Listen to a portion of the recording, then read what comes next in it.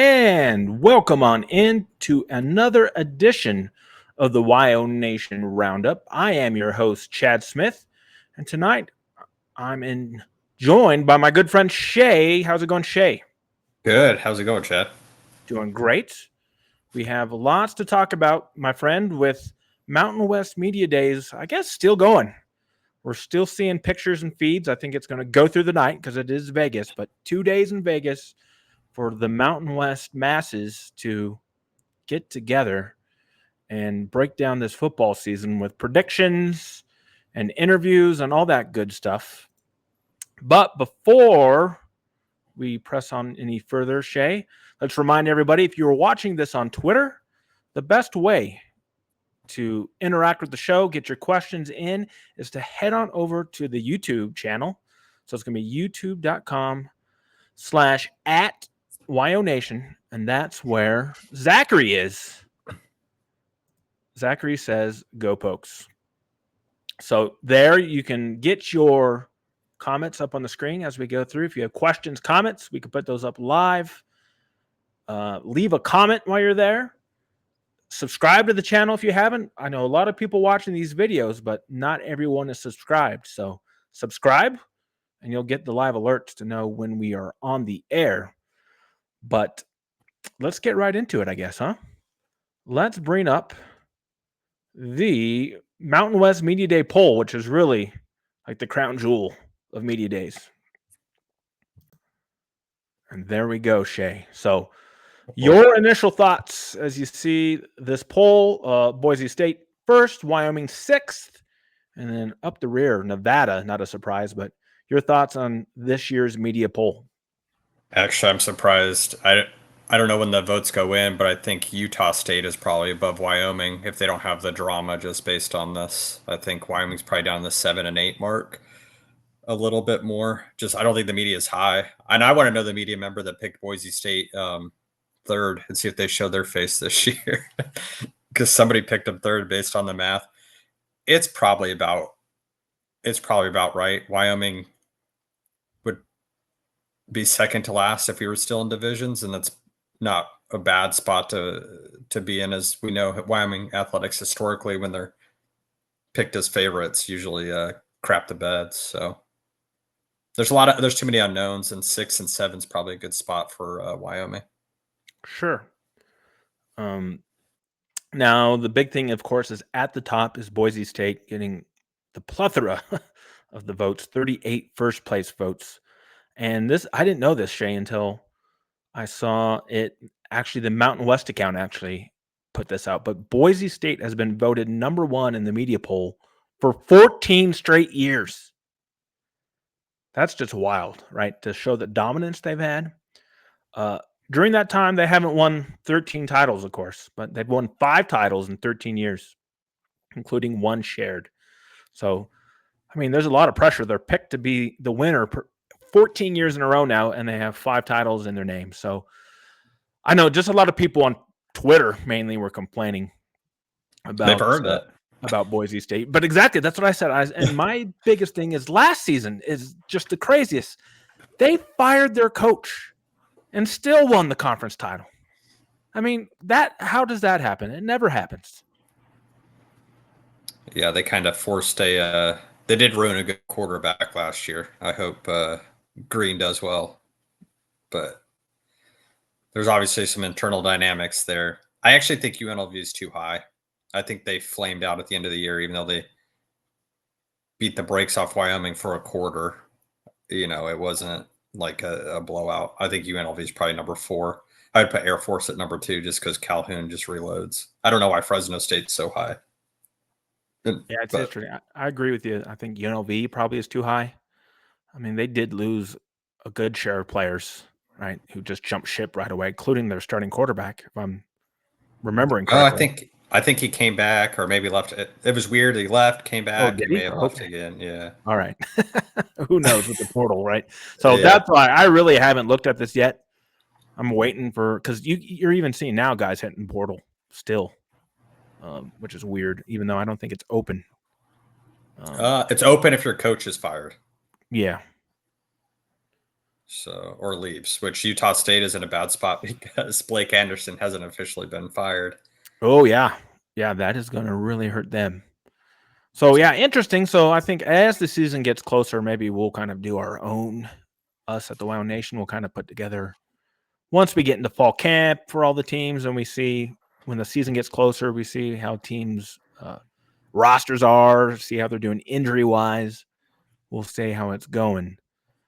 Zachary has a question. Mhm. Here we go. I like it. How many of the last 8 years have we been picked above CSU? We are 7-1 against them in that period. Yeah, it seems the media is always high on the next year being the breakthrough year for the Sheep football program. I mean, they got a great quarterback and a great wide receiver and their safety, but they lost a lot on defense. So I don't know if they're banking on Yeah, I agree. Norvell's offense, but Wyoming has always done well against Norvell's offenses anyway. It hasn't ever been when he was at Nevada, they did well against him. They've done well at they've shut down his offense. So I don't know. You have 7 new head coaches in the Mountain West. So I just think Colorado State's getting the votes based on what they have coming back on offense and just Norvell being in the conference for so long. Yeah, no, that's a good memory too. I forgot about the turnover in the conference, head coaching wise. So yeah, some of these guys are facing it for the first time ever, and same thing with Wyoming. So I think Wyoming probably picked middle of the pack is probably about where we should be based on the fact that I think we do have a talented roster, but you are facing several things. You have a first time head coach, which has resulted in a first time defensive coordinator. And you have a brand new OC who's going to be implementing an offense that's going to be more balanced and who supposedly has introduced a lot of spread concepts. And you have a quarterback who has exactly one start to his name, who you're relying on. So there's a lot of question marks for Wyoming, but I think the same can be said for probably what 2/3 of the conference. Yeah. Is Jeff Phelps a new coach, the new defensive line coach that was here last year? Because I think there was even a new defensive line coach. Yes, And you have a new because safeties coach as well. correct. Yep. Phelps came in after the old coach. I think he went to Houston because he's from the Texas area. He came to Wyoming from Oscar. Texas. Yeah. Oscar. Yep, that's right. Giles. Oscar Giles left, went to Houston, and then Wyoming was lucky to get Phelps, who I think is good. He's a pretty good coach. Yeah, he's a rental hire. Yeah. So we'll see Good how for long he us. sticks around, but that's fine as long as if he does good enough to get hired away somewhere else, that means that he's coaching up the D line. So yeah, so there is your polls, and yeah, I think Wyoming being behind Colorado State is a little interesting. Right, Utah State could take a huge hit here in the portal in August, or July or August, which is crazy. Obviously, the bottom of that, right? Nevada, New Mexico, San Jose State, Hawaii, kind of the bottom of the conference. I think everybody agrees with that. I think San Diego State, Utah State, Wyoming, Colorado State, and I'd maybe even throw Fresno State in there, right? They could all be bouncing around, but I think, yeah, Boise State, uh, Air Force are the two best teams, and then we'll see about UNLV, right? You have to sustain it. They had one good year, but now people will be looking at them as a threat because they were dominating at times last year. Yeah. Well, the go offense, people always figure out your offense. So if you don't change it, they'll figure it out pretty quickly. So, All right, so there is the poll. And then let's move on to all conference honors. And Wyoming, we will sneak to, and I'm sure most of you know, but they had 3 guys make the all conference team. We'll start with the offense here. This is your preseason all Mountain West offense. And you will see there in the bottom half, 2 Wyoming players make it: offensive lineman Jack Walsh, and then tight end John Michael Gillenborg. So Wyoming getting 2 players onto the preseason first team offense. Your thoughts, Shea? that's probably about right. I know, I think Whaley's like the one guy you think about being on there, but he didn't play a full season. He Yeah. was hurt. We'll talk about him a lot later in the show here. I think I think that's a good pick. Everybody's going to say, our place kicker, but he didn't exactly light it up. He was put in some bad positions. Sure. Yes. Red Shoe Man. Yeah. Let's hope that he makes the right. Who cares about the preseason team? Nobody Let's cares. put a bunch of players on the postseason team, right? Maybe we'll have a kick return on a postseason or a punt returner on the postseason team.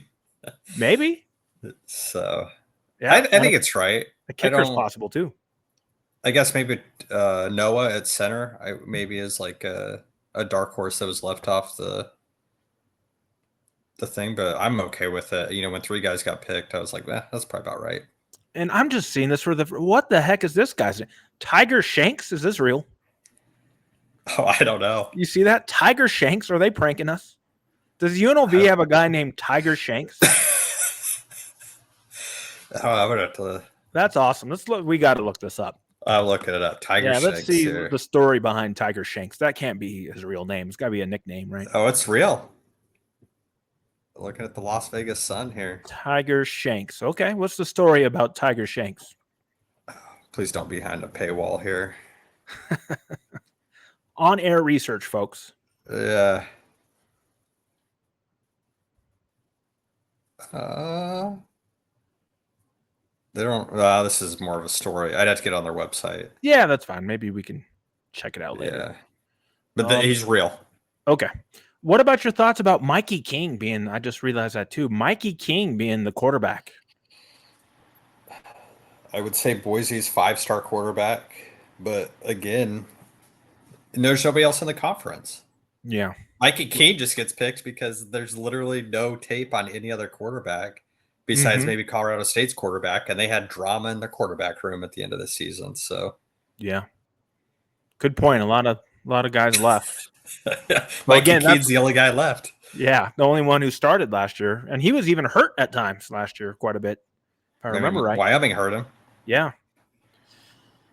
So interesting. So there is your first team All Mountain West offense. Let's move to the defense here. And there is your defense. And Wyoming gets 1 defensive lineman, but he's Wyoming's own from Casper. And that is Bertinoli, who is just he's a unit, is what he is. I think it would probably help Jordan this year if Gavin Meyer would have stuck around, but big time. Wyoming seems to reload on the defensive line pretty frequently with guys that we don't know who they are. So yeah, I'm not worried about it, but yeah, I mean, it's too bad that we lost Meyer. And I forget, where did he end up again? USC. USC. All right, that's it. Yeah. Guess he wants to play for a bad defense. I don't know. Well, yeah. Well, so that's the second time Wyoming has lost a defensive lineman to USC, with Solomon Byrd finishing his career there. So interesting, for sure. You know what's crazy? Fresno State was picked second. They only had 2 picks, 1 on offense and 1 on defense. Okay. No, sorry, they had 3. They had 3 picks too. Okay. So I think it's, and remember, they only do 1 team. I think end of season is a 4-teamer essentially. So I think it's 3 and honorable mention or something. Yeah, I don't know. It's a lot. But I will say on here, yeah, I think at the end we will have more than 1 guy on defense.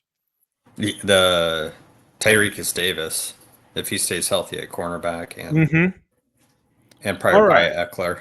Zach says it's our 3rd USC transfer. So am I missing a guy that I didn't think of? Byrd? The offensive lineman.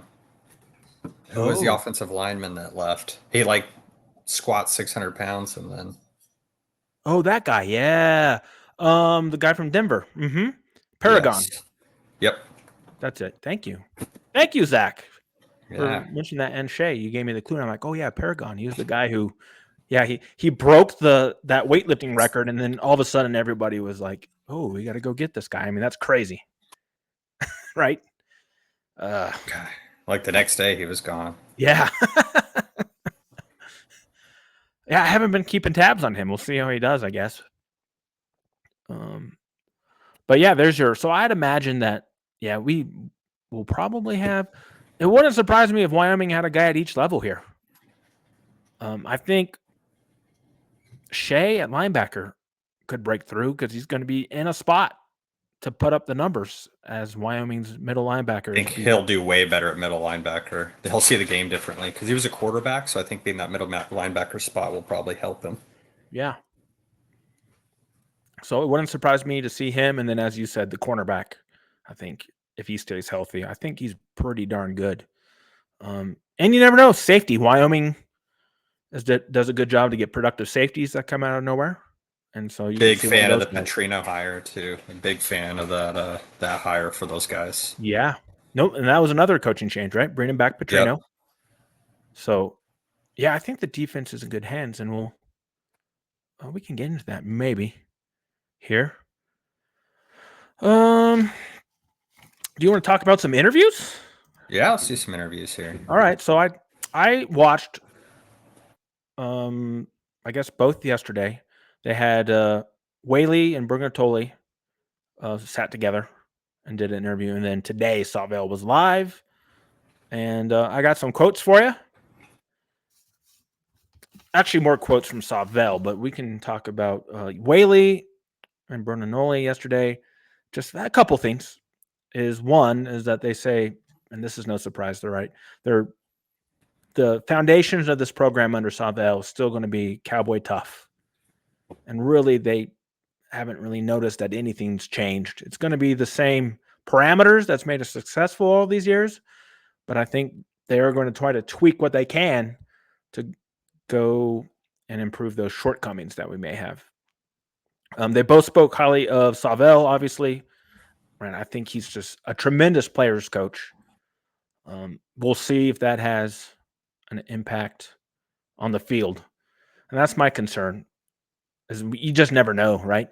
I think Yep. everything I've seen about Savell so far, nothing but positive reviews because of the way he deals with the players, and that's really where you have to be this day and age, is be a players coach. But right, we really won't know until we have a 2 or 3 game losing streak. Like, how does this guy tick?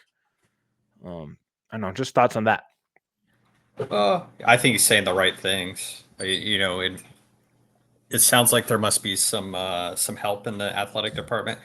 I think Jay is just naturally a humble guy, and he spoke about that year he took off from college football trying to find himself again. That probably helped him, and unfortunately with us, we had to go through bowl trying to find himself during a season and 15 transfers. So Jay got to do it on himself. He realizes it's the players that are going to get him there, and he's got to trust his coaches. Where at times didn't feel like there was a lot of trust in the coaches. Even Whaley, he spoke highly, and he seems happy and ready to go. And it's nice to see, if anybody's on Instagram and follows Jay, him and Harrison Whaley have a competition going to see who's the biggest guy. I think that buys in not only in the players but the fan base, because I like both style, but the fans pay the bills, especially in a state university. So I guess we'll see how this NIL stuff does. It seems like Jay's bought into it and saying, all right, cool. And I think he was pretty hurt when Gavin Meyer left the program as well. You could see it that he was he loves his players, and I think he understands guys are willing to transfer and will transfer, but that one probably hurt him a little bit. Last thing from Whaley was that he said that he wasn't healthy at any point last year, which is crazy. And you saw the production he had when he was healthy enough to, get on the field. 947 yards. And the guy says that he wasn't healthy at any point in the year, but now he is healthy. So I think that is a huge and great news for the offense. I saw a stat. I think it's going to help him having a guy like DJ Jones and Dwayne McNeely as well. They're going to be like the Giants of old, where they had those 3 running backs just smashing into you and wearing you down. But Whaley wasn't even on the college football fastest guys. And last year he ran the 10th fastest out of any other player against Texas. That touchdown run, I know. nearly 22 miles an hour, and he was hurt. Yes. Just, it's wild. The guy has clearly lived in the weight room too, as you can see. So yeah, and we can talk about that right now. So Savell had a bunch of quotes, and we'll get to them. But the first thing he mentioned was how the guys were just getting after it in the weight room. And you hear that every year, right? Every offseason, you're bigger, faster, stronger. You're in the best condition of your life. But I think in Wyoming's case, it's going to be very interesting when they release like the official numbers to compare them. So if I were you, I would grab the depth chart from the spring, download it so you have the weights, and you're going to see some crazy numbers. Let's see. Do I have it written down here? I don't. Oh, I do. Whaley played last year at 190. Oh, he's gonna be 210. He's at 212 right now. Oh my, that's a big boy. I mean, you could see, man, he's just a bowling ball of muscle. He'll lose some weight, which is probably okay. But yeah, good God, going into fall camp, he's probably gonna be 220 going into fall camp. Yeah, and then so I mean, he'll probably end up being 200, 205, like towards the middle of the season. But if he can keep his speed and have that much extra muscle, I mean, wow, we got ourselves a running back. And he is DJ Jones is big too, right? Yeah. Oh, I don't know if he's big. I think he's like 5'10". Maybe I'm wrong. Maybe you look it up. But he's got some weight to him. He's not That's like what I'm talking small, about. Like, he's not a small back. Yeah. So I'm excited about this running back crew. Salvell also said McNeely might be full blow sometime in the first half of the season. So it sounds like he's going to miss some games still, which is disappointing. But you have Jones, you have Whaley, you have Sam Scott, of course, the hero in the Texas Tech game. Yeah. And he mentioned Farrell. So, I mean, Wyoming's really got like 5 guys who've been productive running backs in college football. But I think they got a big running back coming at that kid, I think from Nebraska. They got a big time running back recruit coming in as well. So, yep. Another player who's put on a lot of weight is Ecker. Wyatt Ecker's gone from 190 to 200 plus at safety. He's going to be like, remember when they did the experiment with one of the Anzacha brothers at safety? Yeah. He's going to be that big. Hopefully he doesn't lose his speed because he's fast too. Exactly. Yeah. And that's what you got to think about for both these guys, right? Is hopefully they're keeping their speed, and I'm sure they are because they're getting tested for that. And if they're putting on too much weight to where they're getting too slow, I think the strength staff would say something for sure. Yeah. God, that's some crazy numbers. Yeah. So we'll see. I'd like to see what and he said there were others, but those were the 2 that Salvell mentioned. So let's see. Let's get some quotes from him. He says, excited to be at his first media days. He says, now things feel real. I'm a head coach. The season's coming up. They asked him about how is he going to put his stamp on the program, and he said, there's going to be a lot of carryover from Craig Bull. And the impact that he's going to have is going to be behind the scenes, making sure that everybody, every day, is doing what they have to in terms of, step by step, process wise, living day by day. And then he mentioned, hey, last year we were undefeated at home, but we were terrible on the road. And I think that's what he wants to do, is to get that work ethic in them, get that mindset in them, to road or away, we're going to do the same processes. You're going to do the same work to kind of even that record out. Yeah, he actually mentioned the playoff. He goes, if we could have won on the road, we were in position to be in the playoff, or in not the playoff itself, but I guess like that group of 5. Winning that group of, yes, Wyoming. I mean, there was 2-3 week period where you had all the projections, right? ESPN, Fox, they were projecting Wyoming as the G5 representative in the playoff. And then they sleepwalked into Boise. Didn't even want to show up for that game. Yeah, and then you see what happened. And I think that's what he's talking about, right? Is not getting too high, is behind the scenes, putting your work in, staying humble, not focusing on winning titles. And that's what he said. If you guys out there haven't listened to Ryan Thorburns interview with him, which I think is maybe like 2 months old now, it's an excellent interview. And he talks a lot about his upbringing at Mount Union. And he talked about it today. He said at Mount Union, they're a national championship machine. But he said, we never talked about winning titles. We just talked about win the next game. And it will work itself out. And I think that's where kind of Bowl kind of got away from things. It was always, we got to put pelts on the wall and stuff. It's like, no. Yeah. Do your work. Do your work. Win a game. Yeah. And Mount Union, too. This is also another crazy thing. So I never thought of this. So Mount Union right, is at a level where they don't have scholarships. So he said the football roster was like over 200 players, and you would have like 4 or 5 guys fighting week to week for that one position. So think about how these guys, these Mount Union coaches, they're all pretty productive. If you look at the guys who I should know off the top of my head, but there's a lot of guys who played at Mount Union and become coaches.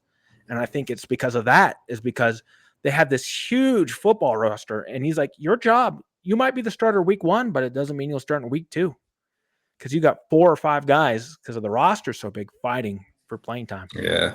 I You think just it's need that culture. Yeah. really interesting. And right, and Bowl kind of set that here, kind of using the Nebraska walk-on system.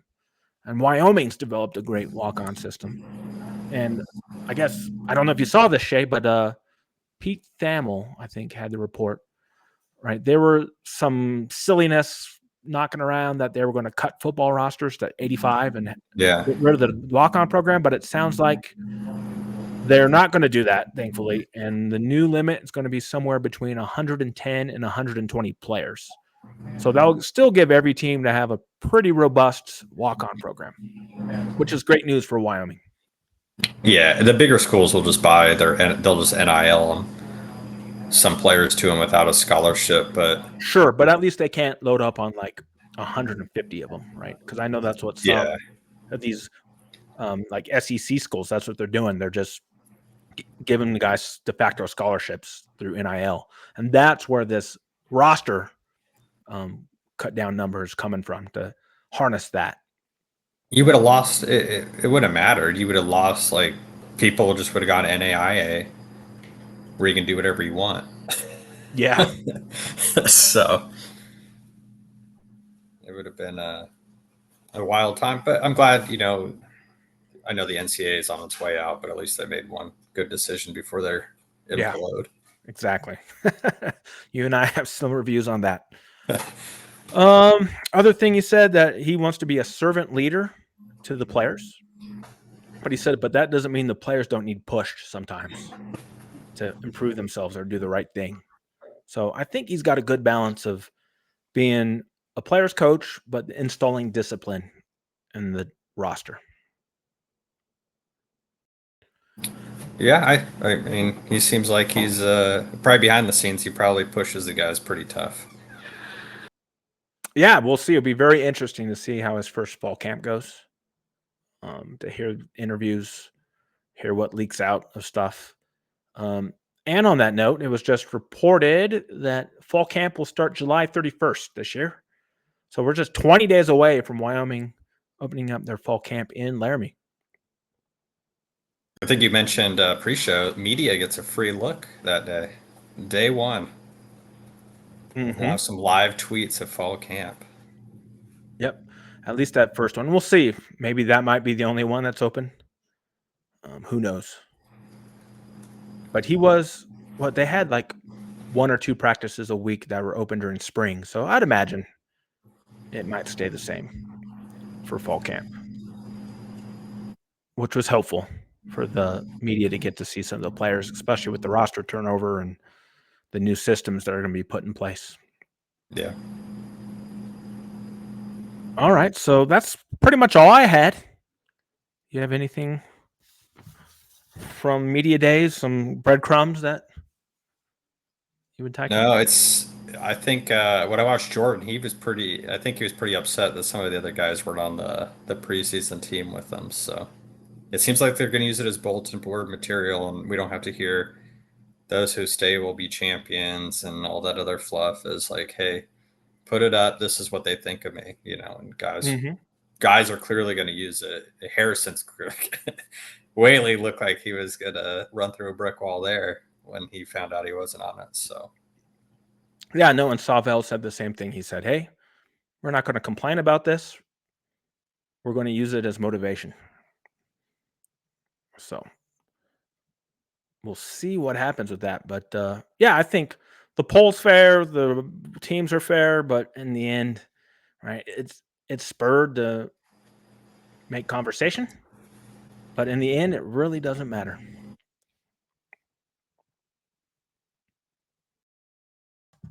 All right. Well, I'll let you lead this conversation. Start off with um, Wyoming today added a new football coach, and I guess Ooh. I will go a little ahead of you, and you can break it down for everybody and let everybody know what happened. But I will say that what I think 2 weeks ago now, the NCAA passed new rules that they've been talking about for a few years now, but thank God they finally did it. Is they removed the barriers on the number of football coaches a team can have. So in the past, I think it used to be 10 that could recruit and be on the field. And now they've changed the rule to only 10 can recruit, but on game days and during practices, it's basically unlimited. So you're going to see football staffs get to like NFL staffs where you have assistant coaches at each position. So this is great for programs like Wyoming have to develop players to get more coaches. And I was wondering if Wyoming was going to take advantage of this. And I'll let Shea let you know who they brought in to be their new coach. The all-purpose leader at Wyoming, Javon Bonite, is coming home. So it's going to be, he's probably going to get Mike Grant a pay raise after all the work he's going to put in and all the big programs he's been at, in his career. I know he kind of flamed out at Marshall, but man, what a hire. Because there was rumors that he was never going to come back to Laramie. Yeah, no, I've heard the rumors too that he didn't like it there, or his wife didn't like it, or whatever. Yes. But he's been at Marshall, Kentucky, Oregon, Texas Tech, and he does have Mountain West experience because I think one of his first jobs was at Utah State. Yep. He was there for like 10 years at Utah Yeah. State with Matt Wells. Yep. So that is good. So he knows the conference. Obviously, he knows Wyoming. And yeah, I forgot that he was the all-time yards leader. So I've got that at about 5,900 all-purpose yards is what he had in his career. And that's still number one. And as a receiver, I mean, this guy was unbelievable, especially because at that point in time, we had like nobody else. It was a one Yeah, man. he was it. It was a one man show. 250 receptions, 3,626 yards, and 29 touchdowns. His receptions and yards are only behind two guys named Harris and Yarbrough. God, I wonder if they bring, just random guys back. Tanner Gentry was back around the team a lot last year as well. So Yep. maybe we start seeing that more. Maybe some former players start coming back and talk about the history of what it feels like to be in the war when it's rocking. Sure. I did see Gentry was here in the Denver area. When was it? I think he was at a camp. I remember there was some kind of like local high school camp, and they were bringing in local guys who played in the NFL. Yeah. Just to talk to him, and Gentry was there, which was good to see. But yeah, Bo Knight's coming in as a offensive analyst and assistant wide receivers coach. And so again, he may be able to recruit, but they would have to I don't know how those rules work if you can do them in shifts. I don't think you can. I think you have to designate your 10 recruiters. But the good news is Bo Knight will be on the field during practice. He'll be on the field during game days, and he'll be assisting Mike Grant in coaching the wide receivers. So when you have the third leading receiver in school history on your coaching staff, that's never a bad thing. Yeah, he was a Swiss Army knife because he played running back. Yeah. He had the best catch ever against Ole Miss from Josh Barge. Mm-hmm. Oh, yeah. I forgot about that play. So I think it's good, and that's how you excite a fan base as well. You talk about all this NIS stuff. Now you can play off stuff like that, and Sure. Yeah, and he's done it here at a high level. He's been in some dynamic offenses, right? So he might be able to bring some stuff. Kentucky, Oregon, Texas Tech, Matt Wells at Utah State. They're all high octane passing games. So not to say that we need to run that, of course, at Wyoming, but if he can, help teach some route concepts, help get these guys running crisper routes, it's really going to help our offense because that's been our problem is getting guys open. that complicated route tree. Yeah, it's so complicated. We can't teach it, right? The players are so confused they don't know what routes to run or to do. Yeah, we'll see if that changes under Jay Johnson. I don't know, but Just simplify it. I think that's what they're going to do, right? We'll see. We'll see once fall camp gets going. They'll have their own media days in Laramie before practice opens, which I'm going to hope to get to this year, actually, so I could ask some of these questions that the Oh, people want nice. to know. You should ask Javon is if he knew that this was coming when he found out he got it into the Hall of Fame. There we go. Because Maybe he just got, they just had I a big know interview they did. about it. Yeah, they So, did. Yep, he's being elected to the Hall of Fame, which is great to see this fall. And I actually have a story about Bo Knight oh, because him and I were at Wyoming at the same time. So I was going to school there, and I don't know, I must have been I think I was probably a junior, and I was working at the dorms at the time. And I'm the actually one who checked him into his very first dorm room. I didn't know he was going to be a star. He was a skinny kid. yeah, he's still not a big guy when Yeah, I saw him coach here. and he developed into be an absolute stud. But yeah, so I'll just take the credit. I think it was the room that I got him.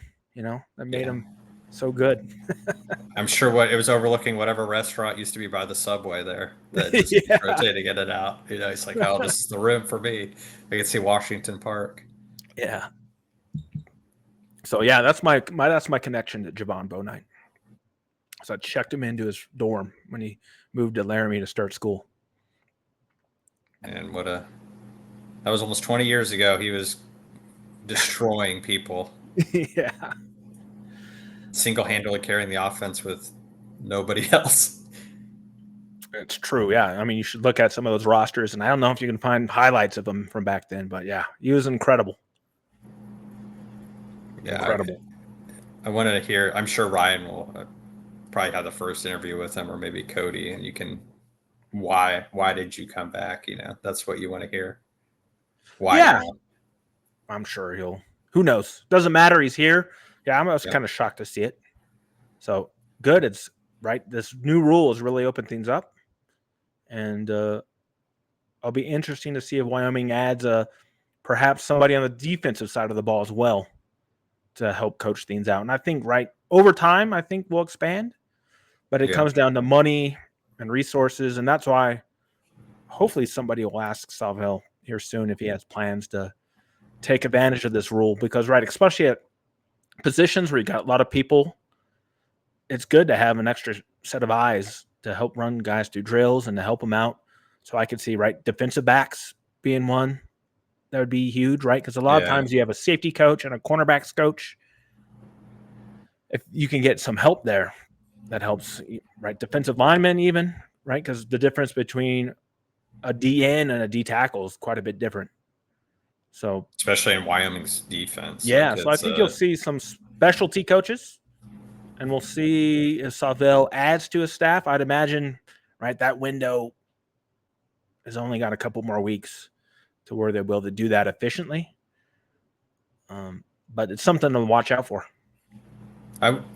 It is interesting. Javon's coming back. I never coached here, but you have Brian Hendricks on the roster. Yeah. Petrino was here with. He may have been just after Bo Knight because he was a cross staff member with DC. But it is weird to see these guys coming back to Wyoming and the bridges weren't burned or they don't hold any ill will as staffs like were let go and stuff like that. That former players are coming back and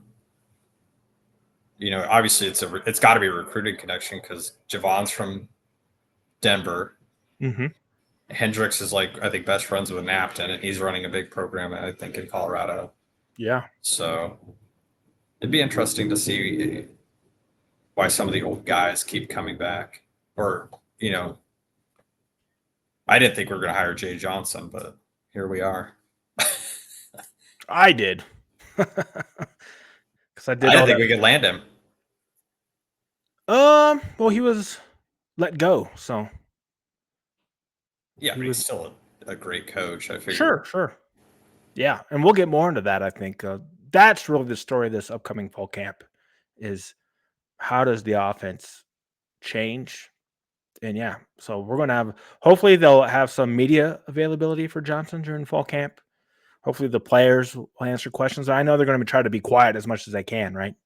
To Yeah. not get any information out there. But as far as we know right now, Whaley during spring ball was saying, hey, it's going to be up tempo. It's going to be no huddle, which is interesting, right? You can, that could work against you if you're not doing it effectively, right? If you're running an up tempo offense at altitude, you're going 3 and out, right? That's the complete opposite of what Bull was doing when we were doing, grind the ball. But Texas Tech, I mean, they ran a no huddle, but they get up to the line and survey your defense Mm-hmm. and try to see what you're doing, or they would just snap the ball quick. Like It can do both, like yeah. Wyoming would get in these 3 tight end sets, and then the play clock would be at 3, and you're like, well, here comes a run up the middle. Yeah. So, yeah, it's going to be really interesting to see how the offense evolves, how much difference it is going to be, and we'll have to wait until Arizona State to figure it out because we're not going to hear or see much until then, I don't think. No, it sounds like the guys got used to what the heat's going to be like on August 31st when the game kicks off. Yeah. So there we go. So that is the wrap up of Mountain West days, and then the bonus news that Cody Tucker broke before Wyoming officially announced it is that Javon Bonite is coming home to coach his alma mater, which is good to see. So, any last words, Shea? No, looking forward to doing it again, and I'm getting ready to ramp up for wrestling season, getting ready to start here in 2 months. So I'll continue my own little coverage on the side as well for that. Yeah, and we'll try to work to do a wrestling show. I know Brad is into it as well with you, so you guys can do that, and hopefully we can get some the coach get Branch on or some wrestlers. I think is doable. Yeah. Because Wyoming wrestling really is pretty amazing what they're able to do with the resources they have to compete at the level they do. Yeah, I guess hearing from some of the guys that Wyoming's facilities are actually a step above a lot of the bigger programs as well. So good on Coach Branch for staying in tune, because there's some other programs that are bigger than Wyoming, but Wyoming's facilities are better. So All right, everybody. So that's going to be all for this week's edition of the WyoNation Roundup. Thank you for joining us. We will be back soon because football season's getting closer. The EA Sports game is getting closer. 8 days, you got 20 days to fall camp. So we'll have lots to talk about. We'll be breaking down some position groups and stuff like that. All your normal stuff as teams get closer. So until then, everybody take care. For Shea, I'm Chad Smith. We'll see you next time.